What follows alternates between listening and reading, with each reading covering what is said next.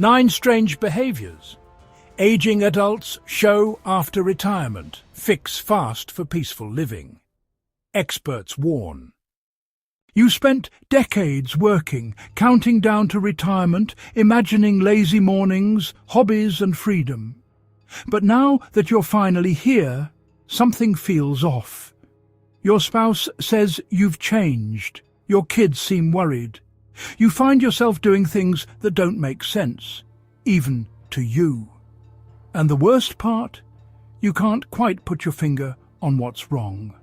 Here's what experts aren't telling you. 9 out of 10 retirees develop at least 3 strange behaviors within their first 2 years of retirement. These aren't just quirks.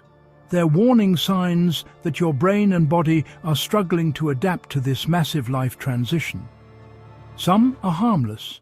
Others can destroy relationships, drain your savings, and steal the peaceful retirement you've earned.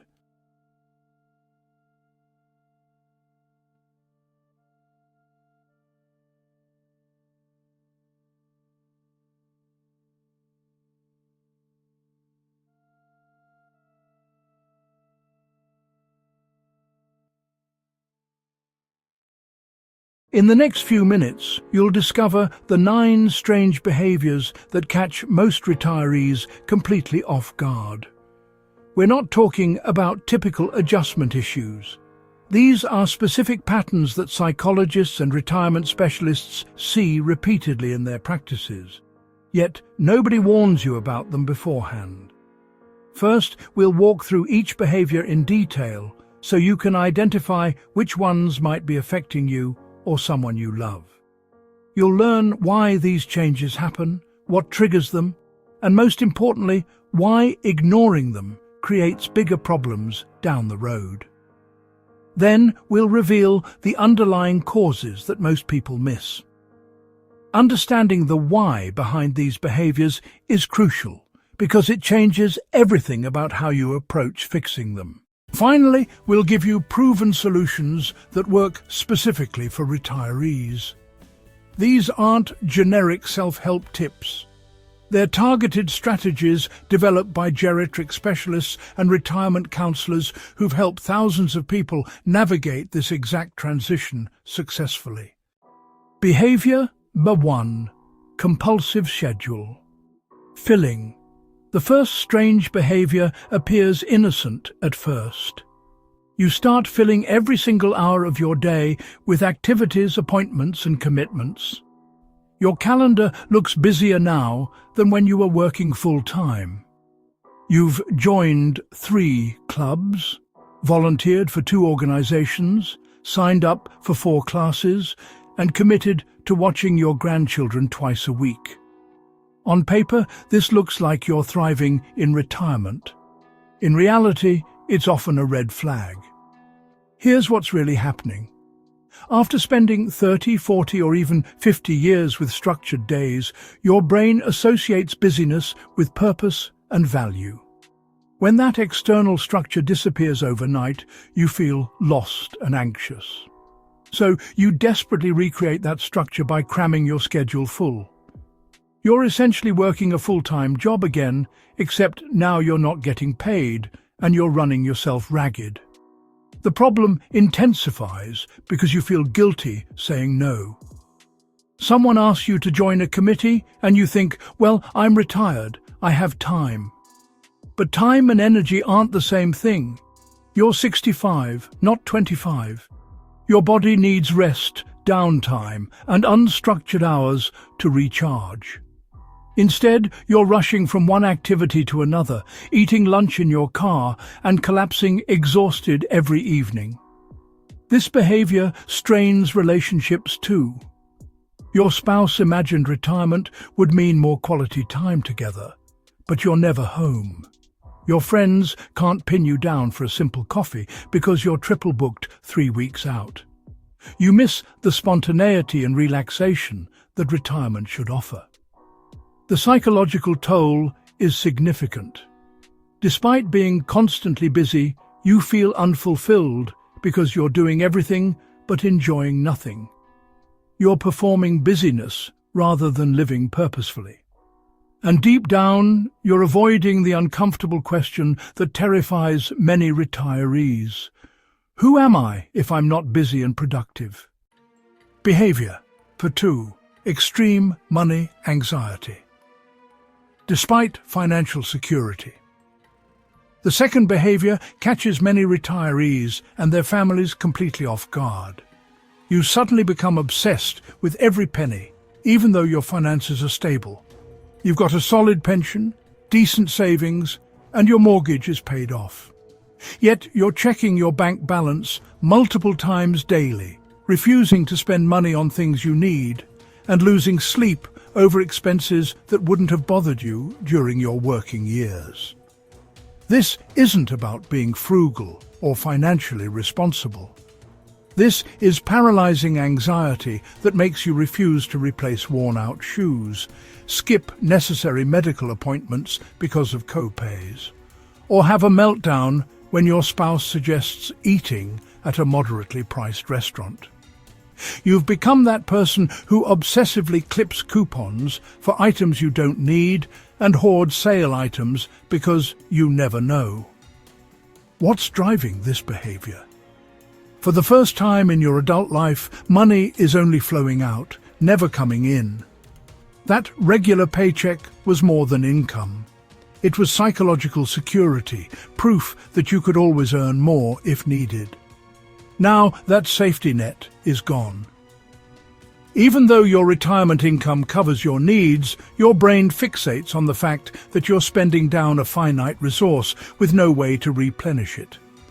The fear intensifies because you're watching friends struggle financially, hearing news about economic uncertainty, and worrying about healthcare costs that could drain everything you've saved. Your mind catastrophizes every expense into a potential disaster that could leave you destitute in your 80s. This anxiety damages your quality of life in profound ways. You deny yourself small pleasures that would bring joy. You create tension with family members who don't understand why someone with adequate resources acts impoverished. Behavior number 3. Social circle collapse. The third behavior sneaks up gradually, then hits hard. Within months of retirement, your social circle shrinks dramatically. Those work colleagues you considered friends, the calls stopped after the retirement party, the neighbours you used to chat with, you barely see them now.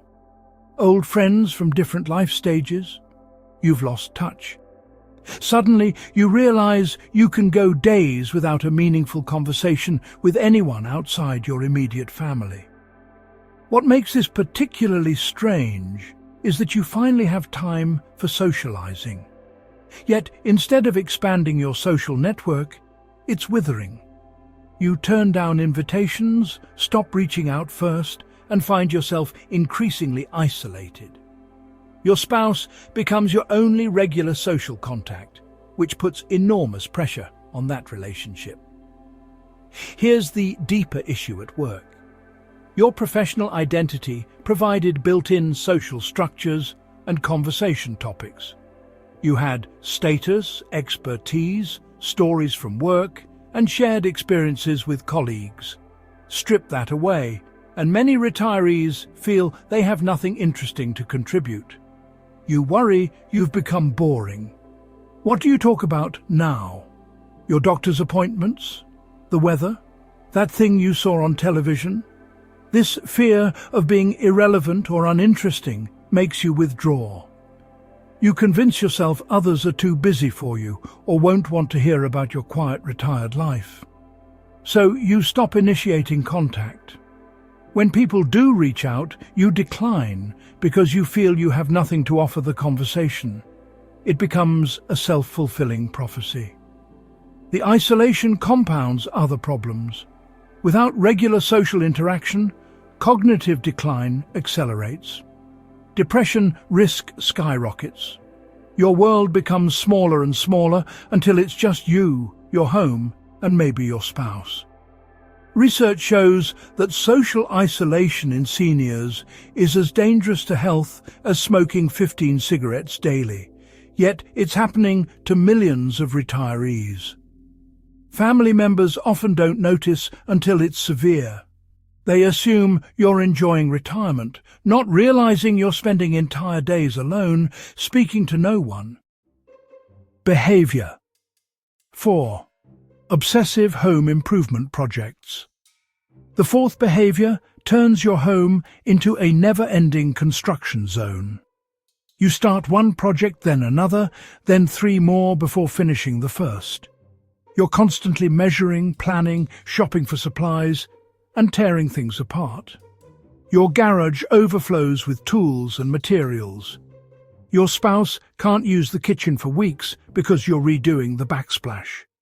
You've repainted the living room twice in 6 months because the colour wasn't quite right. This goes beyond normal home maintenance or finally tackling postponed projects. You're creating work that doesn't need doing. The deck you rebuilt 5 years ago suddenly needs replacing. Closets get reorganized monthly. You're pricing out bathroom renovations even though everything functions perfectly fine. Family visits become tours of your latest projects rather than quality time together.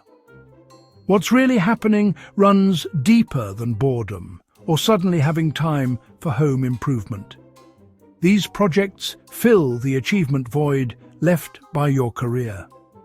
At work, you completed tasks, met deadlines, and saw tangible results from your efforts. That sense of accomplishment gave your days meaning and structure. Now you're manufacturing that feeling through endless home projects. The behavior also provides an acceptable excuse for not addressing uncomfortable retirement realities. As long as you're busy fixing the basement, you don't have to confront questions about purpose, identity, or what you actually want from these years. The projects create urgency and importance where none naturally exists. You convince yourself this work is necessary and productive, which feels better than admitting you're avoiding deeper issues. Financially, this behavior becomes destructive. You're spending thousands on unnecessary improvements to a home you might not live in for decades. Those funds could support travel, hobbies, or experiences, but instead they're going into a perpetually unfinished house that's always almost done. Your relationships suffer too. Your spouse wanted a partner in retirement, not a general contractor who's perpetually covered in dust and unavailable for anything beyond the current project. Behavior number 5. Rigid daily routines, bordering on obsessive. The fifth behavior transforms flexibility into inflexibility. You develop ironclad routines that cannot be disrupted under any circumstances.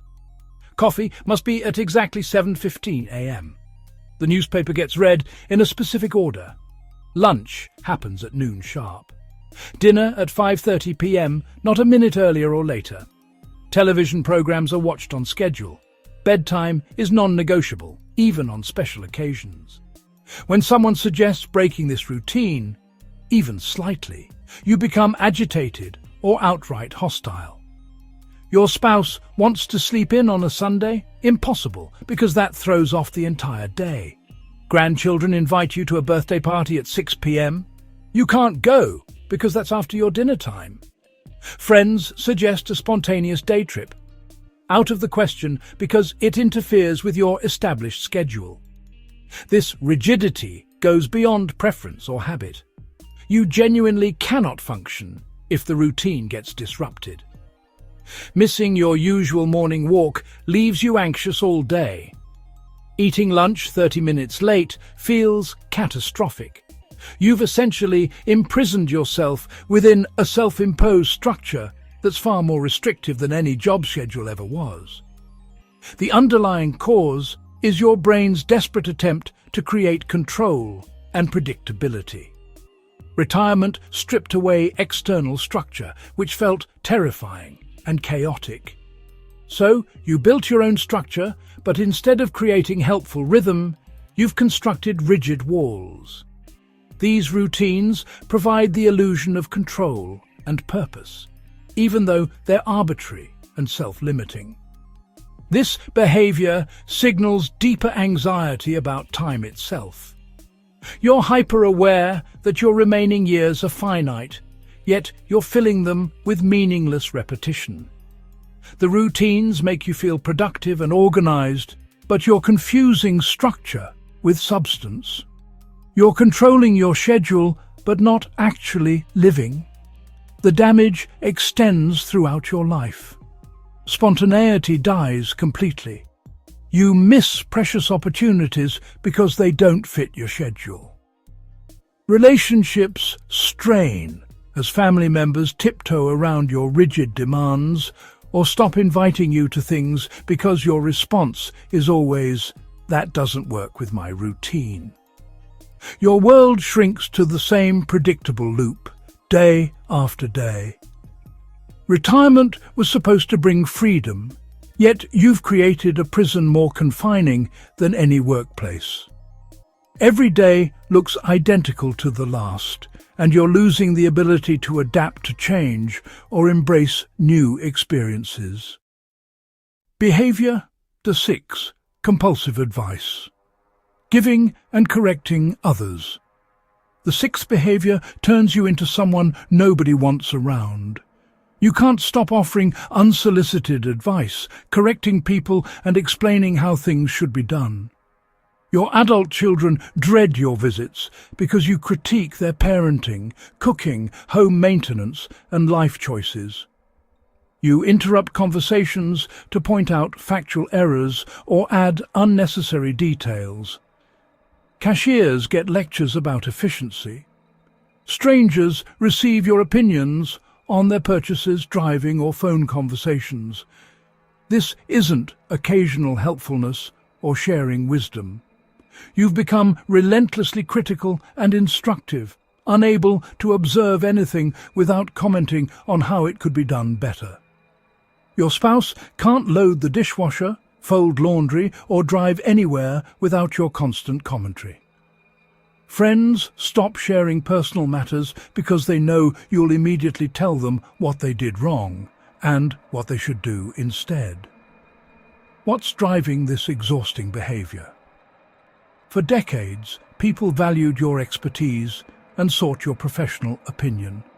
Your knowledge and experience mattered. People listened when you spoke, implemented your suggestions, and respected your judgment. That validation was central to your identity and self-worth. Now, nobody needs your professional expertise anymore.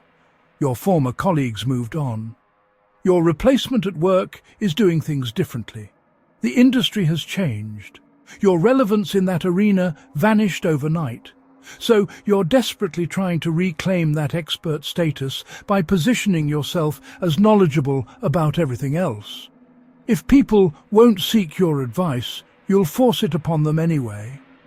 The behavior also masks fear about your diminishing role. If you're not useful, if you're not the expert, if you're not actively improving things through your input, then what value do you provide? Constant advice-giving becomes proof that you still matter, that you still have something important to contribute. The reality is painful to witness. People aren't grateful for your input. They're irritated, avoiding you, or openly asking you to stop. Your relationships are suffering because nobody enjoys being around someone who can't let anything pass without correction or improvement. You've confused being knowledgeable with being wise, and offering information with offering value. Your grandchildren especially suffer from this behavior.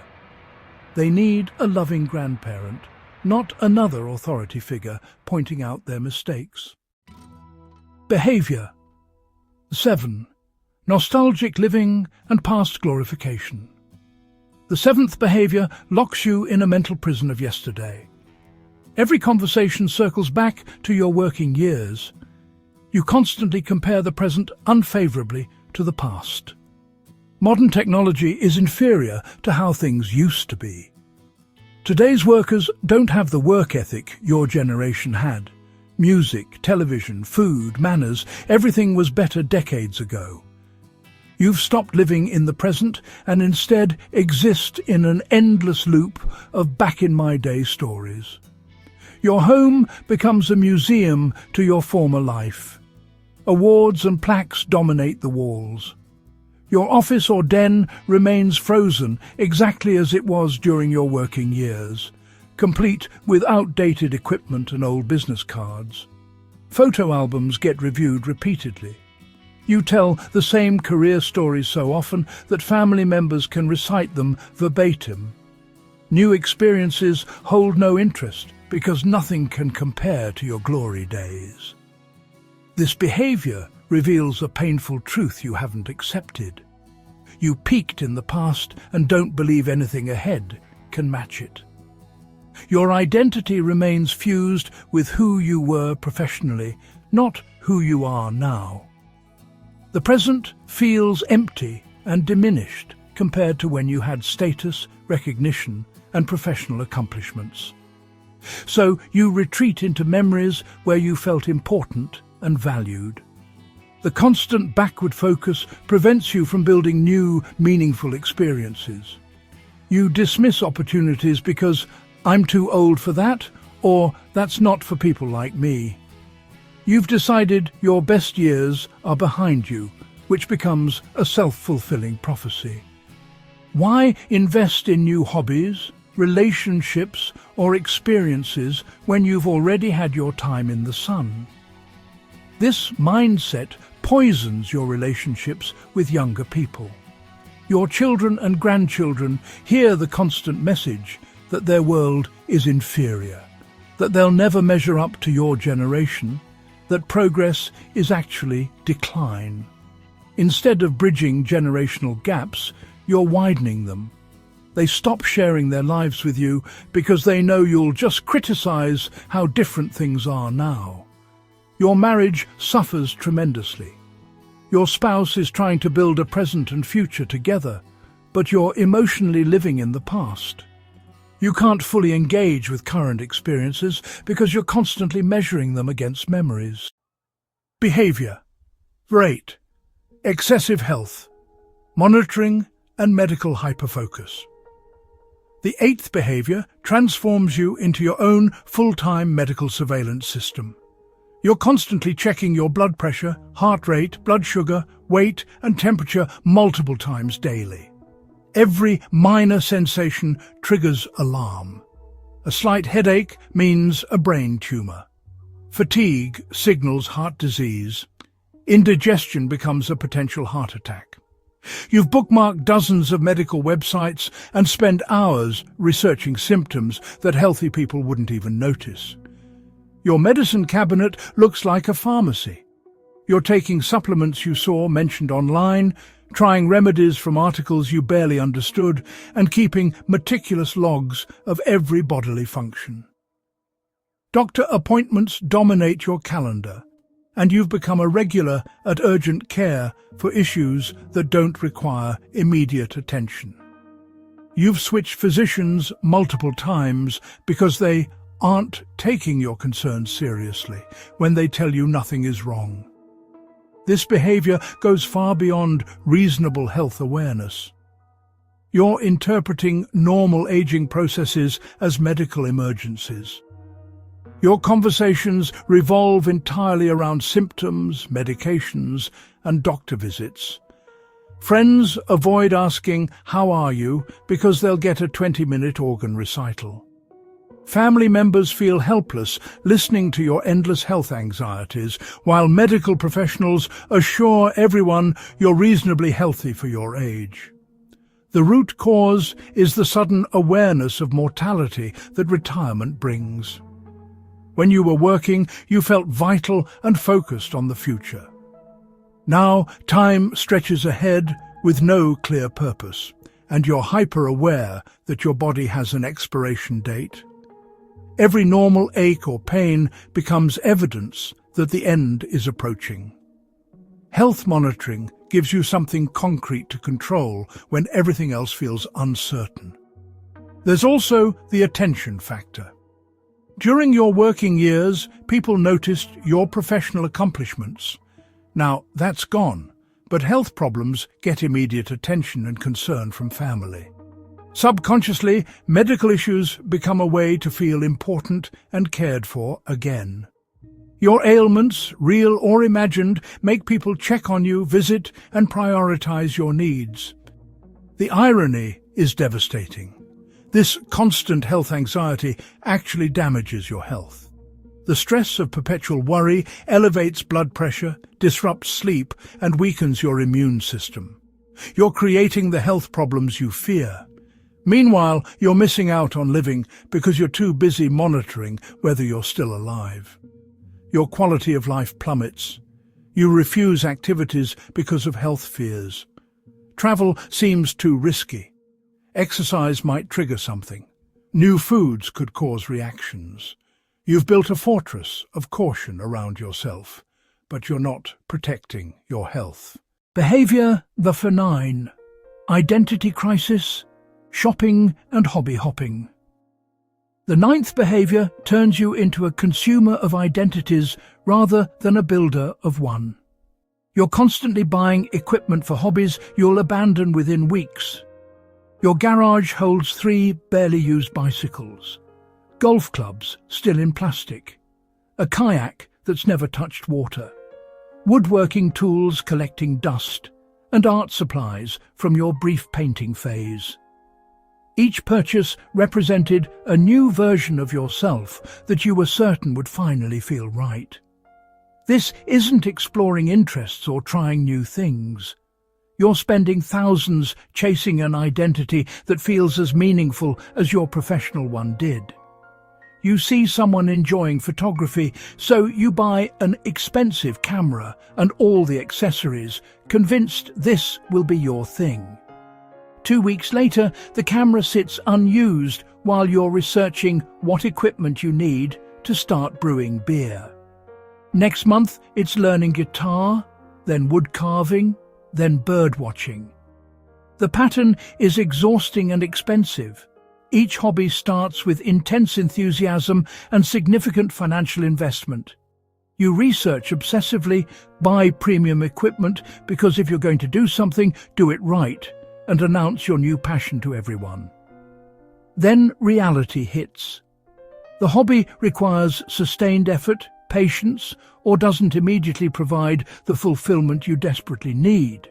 So you abandon it and start scanning for the next thing that might finally make you feel whole. What's really happening is you're trying to purchase purpose. Your professional identity took decades to develop through experience, mastery, and relationships. Now you're expecting a hobby to instantly replace all that depth and meaning. When it doesn't, you assume you picked the wrong hobby rather than recognizing that identity and purpose can't be bought or quickly acquired. This behavior also reflects panic about running out of time. You're 65 or 70, acutely aware that you can't spend years developing expertise in something new. So you try everything superficially, hoping something will immediately click and give you that sense of mastery and identity you're missing. But meaningful engagement requires exactly what you're not giving: time, persistence, and acceptance of being a beginner. Your family watches this cycle with concern and frustration. They see the money disappearing into abandoned hobbies. They hear your enthusiasm knowing it will fade. They're tired of your home being cluttered with expensive equipment for activities you no longer do. Now that you recognize these behaviors, here's how to fix them. These strategies come from geriatric psychologists and retirement counselors who've guided thousands through this transition successfully. First, accept that retirement is a psychological process, not just a financial one. Your brain needs time to rewire after decades of work-based identity. Give yourself at least 2 years to adjust without judging yourself harshly. Second, build a personal mission statement for this life phase. Write down 3 specific ways you want to impact others and 2 experiences you want to prioritize. This creates direction without recreating the busyness trap.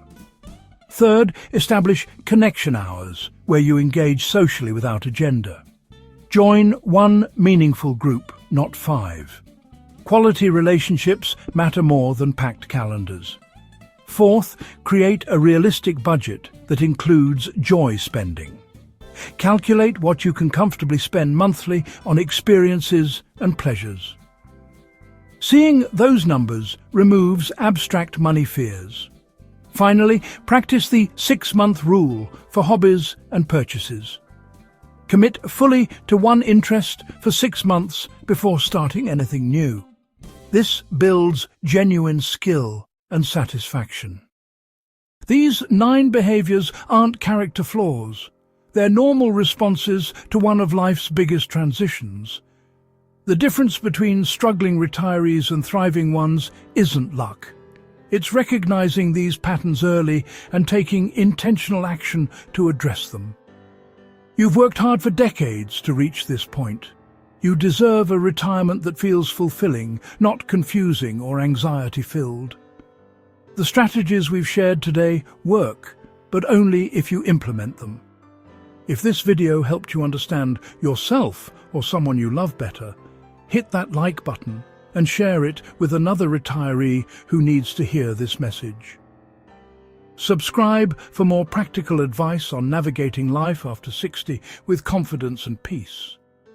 Your best years don't have to be behind you. They can be right now.